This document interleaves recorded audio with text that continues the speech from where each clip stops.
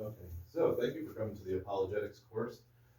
Just to get things started, this class is somewhat experimental. It's not a course that is designed by the church, but it's designed by me, and it pulls heavily from Brett McDonald's LDS Truth Claims, among many other sources that we'll go over later. I would highly, highly suggest that you watch all of Brett McDonald's courses. He has 38 courses that goes into much deeper detail than we're going to in this course. Okay, so highly recommend his course.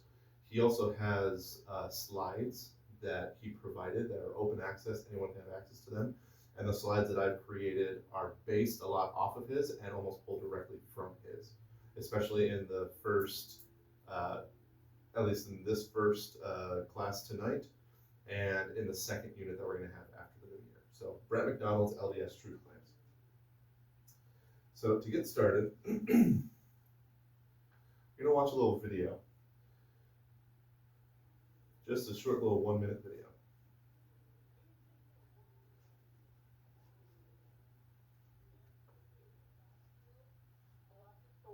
And go to battle for the truth. Okay? But there's a difference when I'm engaging with people in the public arena of ideas versus when I'm ministering to the one, what I call private or direct ministry. Direct ministry is where I'm actually trying to influence someone. A lot of times, it's less about arguments and it's more about, in fact, very, very little about arguments. It's about the relationship that I have with that person. And I think that's the love your neighbor side of it, is sort of the direct ministry. But I think when we operate in this world of public advocacy, in this battlefield of ideas, I think that's where we show our love for God and the truth of God by defending it. Now, this was Jacob Hansen. He is the creator of the YouTube channel Thoughtful Faith, and he is the most probably public apologist that the LDS Church currently has on social media platforms. He has an entire YouTube videos and public one-on-one civil debates and not so formal debates with individuals, the last of which was with Trent Horn of Pines with Aquinas, where he's defending the Book of Mormon. And he has a very well-structured way of doing apologetics. Also highly recommend his YouTube channel. We exist in a world. So question is, with whom do we speak? Okay, are we speaking to ministering to the one, or on the battlefield of ideas? So these are today's spiritual demographics. There's the atheist, who has a lack of or no belief in the transcendent, the agnostic or the spiritualist, where they have a pseudo belief in the transcendent or they're unsure of belief of the transcendent. And then there's the religious, someone who has a personal belief of the transcendent.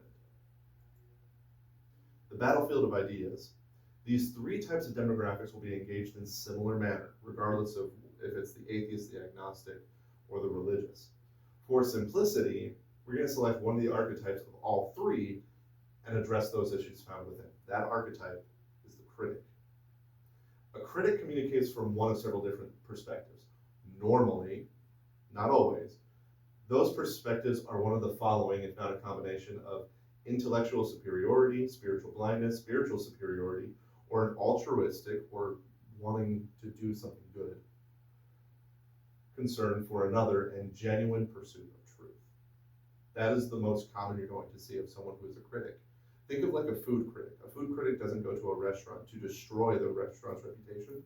They go to the restaurant to give them criticisms or ways that they can improve their product, right? Same idea. Regardless of this perspective, any type of critic may or does assume that they know more than the apologist knows, the less you believe in your convictions. Here's the challenge. This is a very long quotation, but it's worth reading.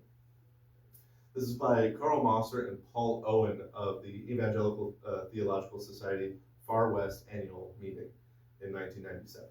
It's about 4 slides, so bear with me. We realize that when we say will not be welcomed by all, especially by some in the counter-cult movement. Some may criticize us for giving the Mormons too much credit and for being too harsh on our fellow evangelicals. However, much like testifying against a loved one in court, we cannot hide the facts of the matter. In this battle, the Mormons are fighting valiantly. And the evangelicals? It appears that we may be losing the battle and not knowing it. There are many evangelical myths concerning Mormon scholarship. The first is that there are few, if any, traditional Mormon scholars with training in fields pertinent to evangelical Mormon debates. This is simply false. It is a myth that when Mormons receive training in historiography, biblical languages, theology, philosophy, they invariably abandon traditional LDS beliefs in the historicity of the Book of Mormon and the prophethood of Joseph Smith. It is a myth that liberal Mormons have so shaken the foundations of LDS belief that Mormonism is crumbling apart. It is a myth that neo-Orthodox Mormons have influenced the theology of their church to such a degree that it will soon abandon traditional emphasis and follow a path similar to the RLDS or the Worldwide Church of God. These are myths based upon ignorance and selective reading. The second conclusion we've come to is that Mormon scholars and apologists, not all apologists are Mormons, are scholars, have, with varying degrees of success, answered most of the usual evangelical criticisms. Often these answers adequately diffuse particular, minor criticisms. When the criticisms has not been diffused, the issue has usually been made much more complex. A third conclusion we've come to is that currently there are, as far as we are aware, no books from an evangelical perspective that responsibly interacts with contemporary LDS scholarly and apologetic writing. In a survey of 20 recent evangelical books criticizing Mormonism, we found that none interacted with this growing body of literature. Only a handful demonstrate any awareness of pertinent works. Many of the authors promote criticisms that have long been refuted. Some are sensationalistic, while others are simply ridiculous. A number of these books claim to be the definitive book on the matter, that they make no attempt to interact with contemporary LDS scholarship is a stain upon the author's integrity and causes one to wonder about their credibility. And we're going to come back to this statement. It's kind of an undercurrent throughout all conversations you're going to have. We realize that our conclusions may be controversial.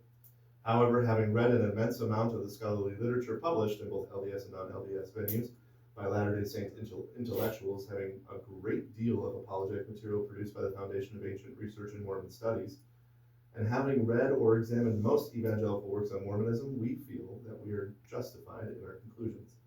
The scholarship of Mormon writers is often rigorous, in the least, their work warrants examination. There's not room here for detailed study of further examples of scholarly defenses of the Book of Mormon, but there are many more which do merit attention. John Welch has argued for an ancient voyage based on chiastic structures in the Book of Mormon. Donald W. Perry, professor of Hebrew at BYU and a member of the International Dead Sea Scrolls editing team, has published an exhaustive study of Hebrew poetic structures in the Book of Mormon text.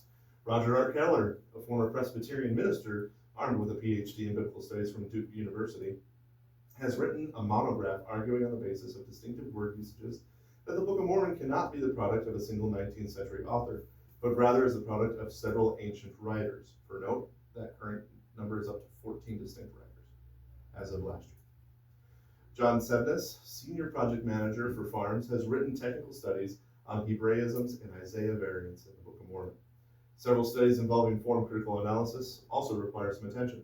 Stephen D. Ricks, professor of Hebrew and Semitic languages at BYU, has written a detailed article discussing King Benjamin's coronation in Mosiah 1-6 against the backdrop of ancient Near Eastern treaty literature. Blake T. Osler has examined the account of Lehi's vision in 1 Nephi 1 against the backdrop of the call form and similar theophanies in the Bible, in the Hebrew Bible, and the Old Testament pseudepigrapha. There are many more studies which could be mentioned, but this should suffice to demonstrate that LDS academians are producing serious research which desperately needs to be critically examined from an informed evangelical perspective. So the idea is, you guys know more than you think that you know. According to the study done by Pew Research Center, the U.S. Religious Knowledge Survey, overall 3 groups that perform best about this survey are the atheists and the agnostics, Jews and Mormons, know more about the Bible than almost any other demographic. And as a side note, we did this ourselves. I asked these questions to some of the elders and got their responses. And you guys scored about exactly the same. So where's the disconnect? So Carson is an excommunicated member of the church. He was quite public about his excommunication, him and his wife. And he shares how he served a mission, lived a typical Mormon life, but never felt the Spirit when praying about the Book of Mormon. He says he spent thousands of hours reading, but his testimony weakened as questions arose. He lists unresolved and hidden church history issues that are found disturbing. He gives a warning to others that these facts could be shocking. Some of these issues include polygamy, particularly Joseph Smith marrying other women without Emma's knowledge, foundational events not being documented at the time they occurred, first vision accounts highlighting the different versions, and the Book of Mormon concerns Neoplatonism and Deutero-Isaiah in King James Version translation errors. Now, I'm going to pull a video from Brett McDonald's class, and we're just going to watch about a minute of it, and he has a comment talking about Carson's story that I don't feel like I could express as well as he could. So we're going to watch a little bit of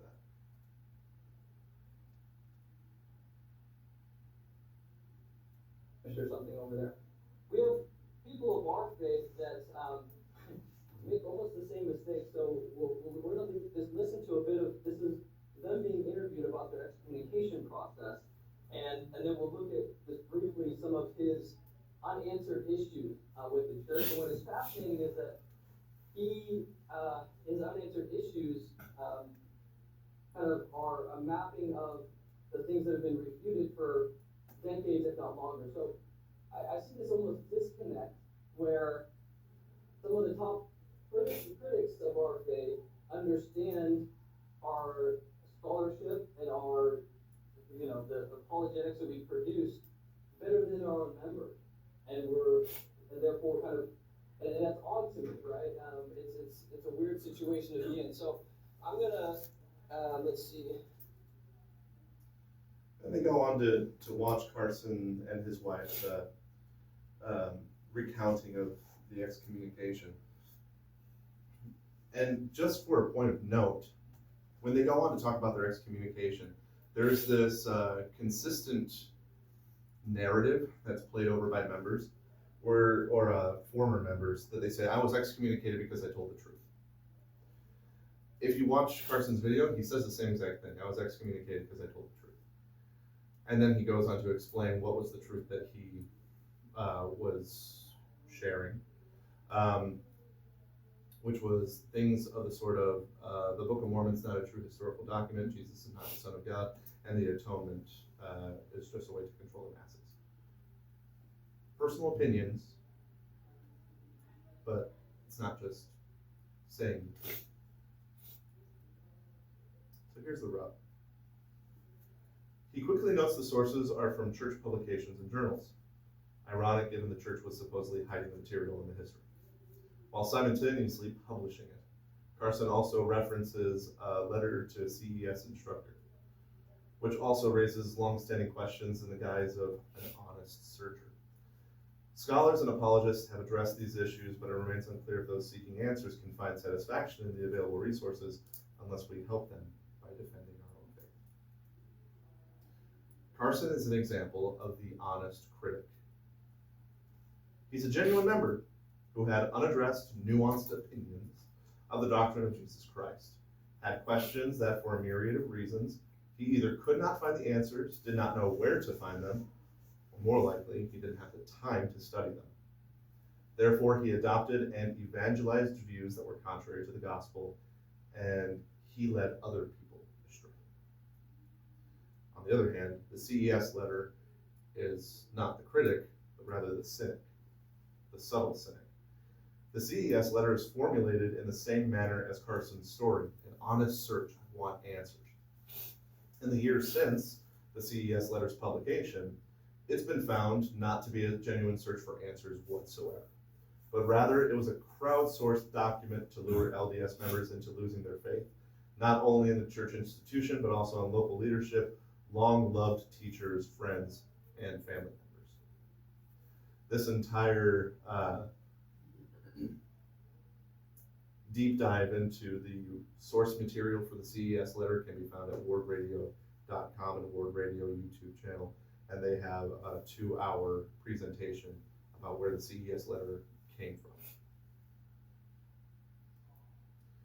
So we're seeing members leave due to the very issue critical scholars agree have been dealt with a long time ago. Despite the often heard claims to have spent thousands of hours reading, there's no indication that questioning members have any understanding or even attempt to understand the scholarship.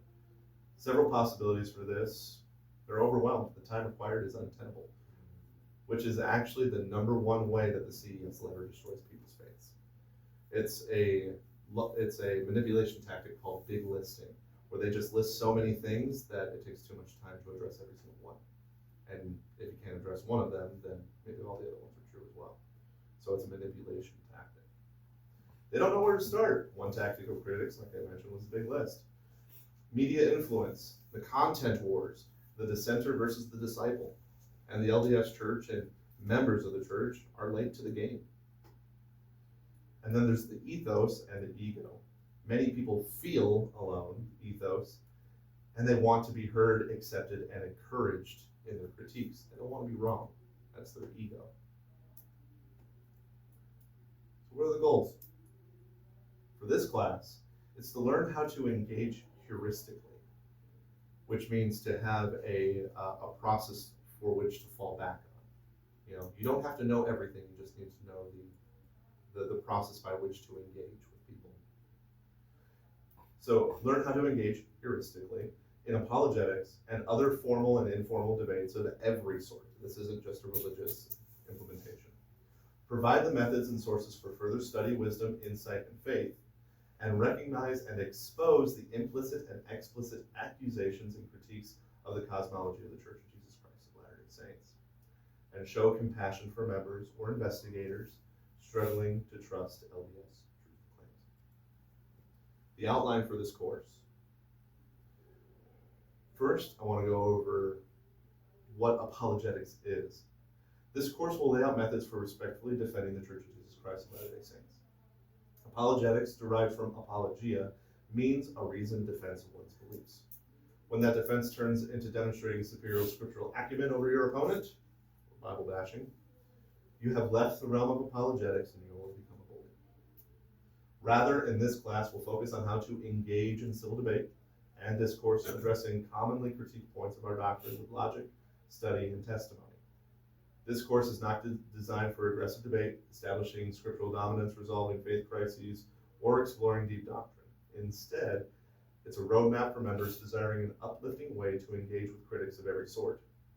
Each class will be held here at the Fort Pierce building at 7 o'clock every Saturday, starting today. The first 2 units will be 4 weeks long, and the second unit will be 6 weeks long, starting after the new year.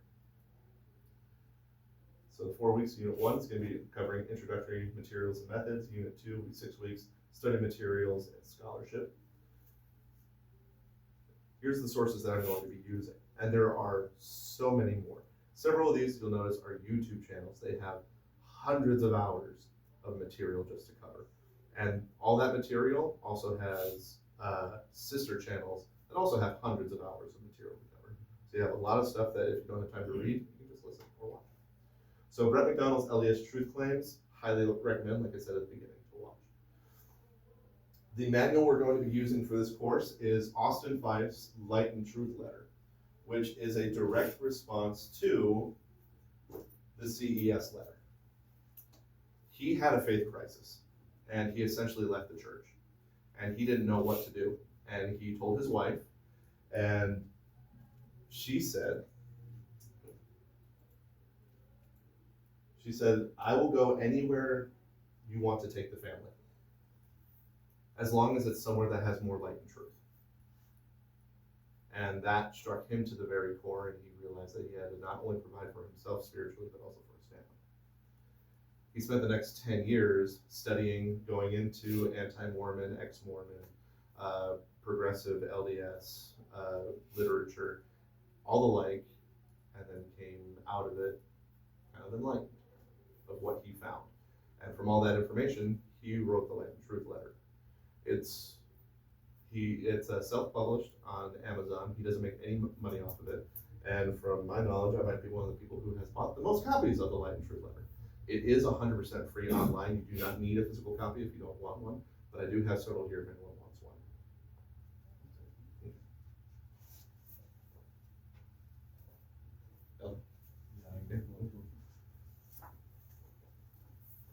So like I said, there is a free copy online. I believe it's lightandtruthletter.com that anyone can go to. It's open source. If you would like to buy another copy, they run for about $17 on Amazon, and the self-publishing cost is about $17. So he's essentially printing them by himself. Yeah, he doesn't make any money off of it. If you want to flip through the Light and Truth letter real quickly, it follows similarly to the structure of this course. Next week, we're going to be getting into the historiography, which is the study of ancient documents, how you actually study ancient documents, and methods of study. We're going to be defining key terms in apologetics and debates, the zeitgeist, which means how people think of the critics, and then week 3, get into debate tactics and manipulations. If you go to like page 16, it's listed, and we're going to be following this. All listed, all the debate tactics, all the manipulations, and also examples from anti-Mormon, ex-Mormon individuals, and lists what those are and how they manipulate you. So this is a great text. The thing that's best about this text that I love so much is it is not a combative source material. Almost everything that Austin Fife writes in this is from the perspective of asking more questions. An example is Joseph Smith. He was a polygamist because he just wanted to sleep with a lot of women. Instead of hitting back aggressively, he asked the question, if that's true, then why doesn't Joseph have a bajillion children? Why did he only say that he only ever had one wife? And then he goes on to say in this book, I don't have all the answers, and polygamy is very complicated. I'm not saying I have all the answers. I'm also saying neither do they. Okay? So it takes that tactic of being an honest searcher, but not letting it just leave there. He asks more questions. So great book. I highly recommend everyone should read this.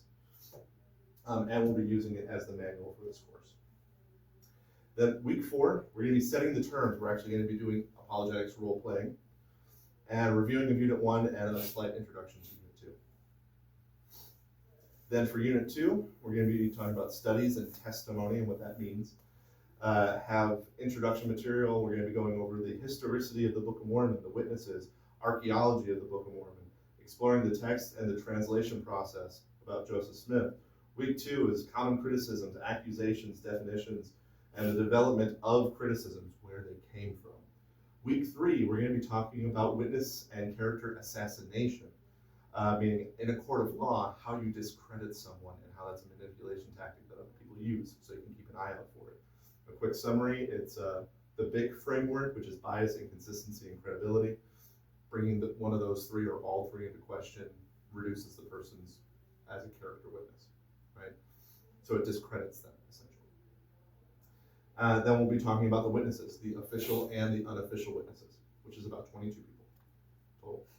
Week 4, we'll be talking about archaeology, the Central American model, the Heartland model, the extent of archaeological work for the Book of Mormon, anachronisms, what that even means, and the historicity of the Book of Mormon. Week 5, we'll be talking about Joseph Smith in early church history, polygamy, prophecies, Freemasonry, martyrdom, and continuing authority. And underneath continuing authority, we're going to talk about Brighamites, which is us, the Bickertonites, and the Strangites. And week 6, a recap, closing statements, and we'll have another apologetics role play, share some scriptures, testimony. So in closing, regarding scholarship, I highly recommend all the course material mentioned above. It obviously is not mandatory, only that will help contextualize and expressing ideas. When engaging with other people, you do not need to be a scholar to be an apologist, okay? The heuristic approach that's going to be used in this course is meant to show that the method in which we engage is from a common source.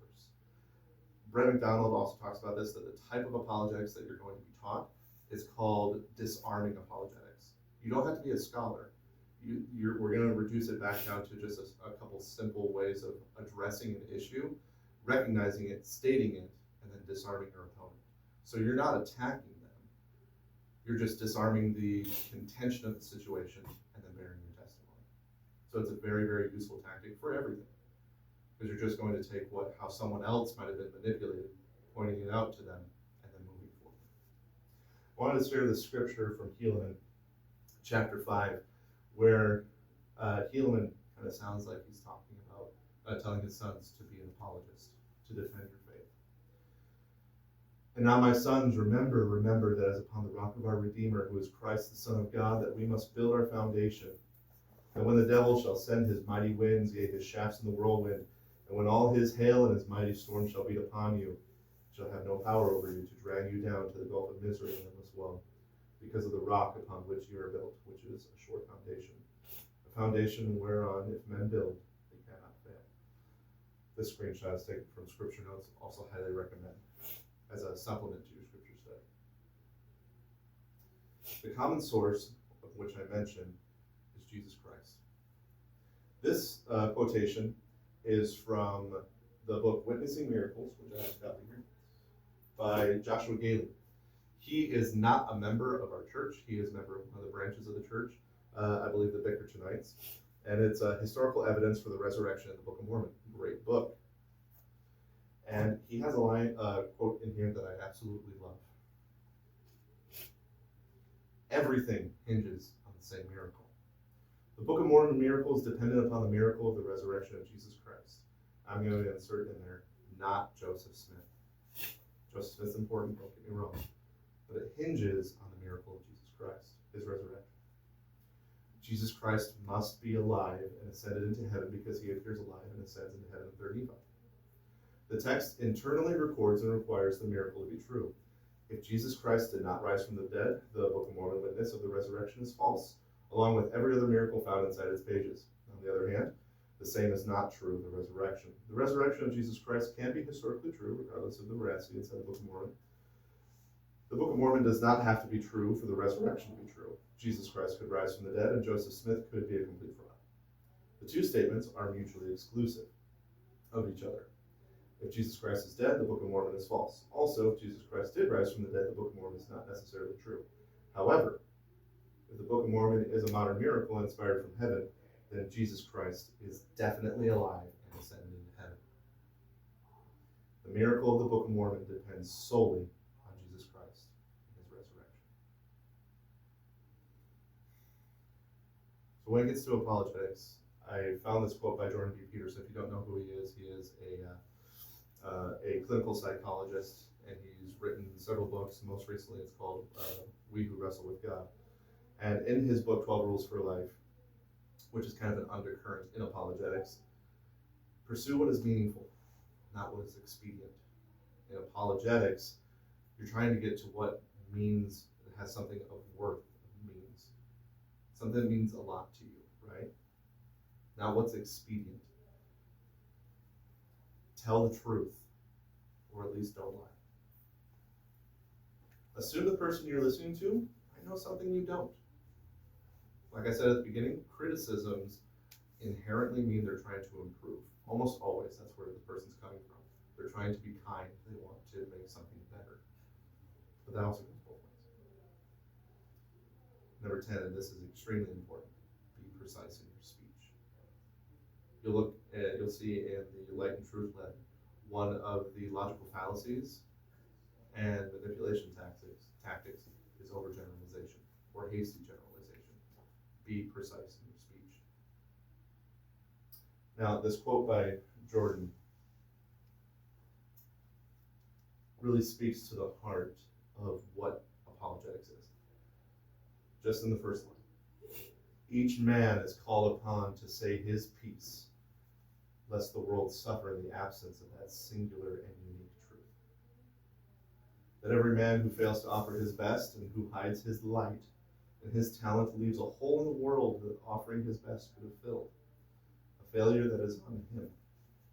That every person bears the responsibility to keep the ship of state afloat, to repent even in the depths of hell, and to journey to the very place where destiny is trying to make itself manifest. When someone says something about our faith and calls into question what we believe, do you not want to contend with them because you don't want to make them feel bad, or because you want to avoid the spirit of contention? So you hide your light? Or do you have the responsibility to let your light shine?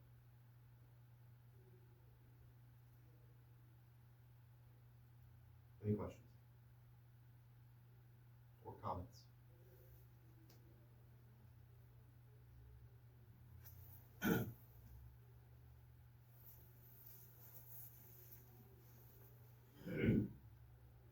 No, all my questions were answered. Mine too. Comment though, you should be a professor. 100%. Thank you. Yeah, because when you were explaining it, a thought came into my mind a little bit back. Where like, I think you said where's the divide, or like where's the rift about members who like fall inactive because of whatever reason. It popped into my head. It was probably because when they see these claims, whether or not they've been refuted, they don't know where to see where they've been refuted, or it's not a practice, it's not a common practice in the church to look for the the answers to these new questions. I would say there's a lot of just kind of, well, I learned the gospel and I'm gonna keep growing my testimony bit by bit. I don't think there's a lot of looking through other sources, credible or non-credible. I just don't think there's a lot of looking. So when members don't find those answers to those questions, they end up getting confused because they don't know where to start, don't know where to look, but they answer that very, very quickly. And to your point, I think what happens very often is people are under the false assumption that it's the church's responsibility to teach us everything, which is not true. The church isn't responsible, frankly, for teaching us anything. Correct. The church is responsible for doctrine, a little bit for apologetics, but not so much, and focusing on the faith and the uplifting of its members. It's not the church's responsibility to teach history, to address criticisms, though it might do it a little bit. But predominantly the church is there to uplift the members spiritually. So it is my opinion that as we grow up, we are taught by teachers who are just trying to do the best that they can, and they may have opinions that are incorrect, and those might be instilled into us, but all that's kind of secondary. And we grow up thinking that we were taught everything that we were supposed to be taught, and there's nothing else. You know, when that's not entirely accurate. They were teaching us the things that they knew, and for the reasons that to help us become good people, not to instill with us the entire knowledge and the cumulative experience and knowledge of the last 200 years as it pertains to the history of the Church of Jesus Christ of Latter-day Saints. That would be very, very impressive, but it's not their purpose. So when people typically have questions that arise, they turn around and they say, well, I was never taught this, therefore it was hidden from me. A very common one is the church never talked about polygamy and they hid it. And it was done maliciously. And there could be an argument made for that. The problem is the church started addressing it more openly kind of in the early 2000s, but then you're going to have to start wondering, well, then how'd you find out about it? Well, I read about it in History of the Church, which is published by the church. So the premise is completely bumped before it even gets started. And then if they want to press the matter, polygamy was published in the Ensign, talking openly in the Ensign as early as 1974. So everyone who's having faith issues now has to therefore address what happened before, which means they didn't look into it in the first place. And we'll get into how to find and how to read historical documents in a future class, but thank you for sharing that. Anyone else have any questions or comments? I have one. Yeah, please. word you explained what it is, but it's went off my mind. The word heurology. Heuristically? Yeah, heuristically. It means a method by which to perform something repeatedly.